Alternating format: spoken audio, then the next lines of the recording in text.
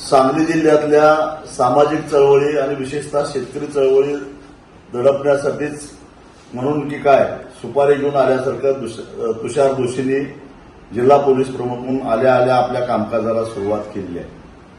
त्यात तुषार दोशींनी वादग्रस्तरित्या जरांगे पाटलांच्या आंदोलनामध्ये बेकायदेशीर लाठीमार केलेला होता, तिथून त्यांना तिथं हाकलून लावलं। सातारा जिल्ह्यामध्ये काम करत असताना साताऱ्याच्या खुद्द पालकमंत्र्यालाच धक्काबुक्की करून जखमी केलं। अशी यांची कारकीर्द।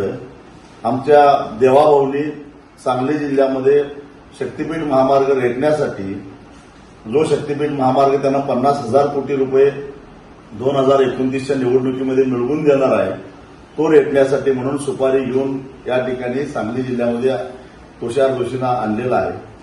पण दोशी साहेब, तुम्हाला माहिती नाही हा सांगली जिल्हा काय आहे। हा सांगली जिल्हा क्रांतिसिंह नाना पाटलांचा, नागनाथांना नायकवडेंचा, जी.डी. बापूंचा, स्वर्गीय वसंतदादांचा हा सांगली जिल्हा आहे। इथं इंग्रजांना छातीचा कोट करून इंग्रजांवर लढलेली ही माणसं आहेत, प्रतिसरकार स्थापन केलेली ही माणसं आहेत। तुमची इथं दोषीगिरी चालणार नाही।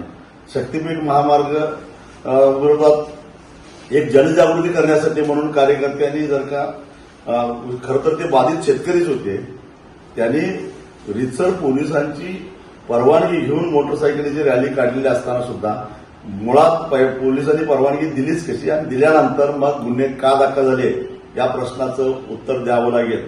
देवाभाऊ, तुम्ही जनरल डायरपेक्षाही दडपशाही करा, परंतु आम्ही मागे हटणार नाही आणि हा 50,000 कोटी रुपयाचा लोण्याचा गोळा आम्ही तुम्हाला खाऊन देणार नाही। ही काळ्या दगडावरची रेघ आहे।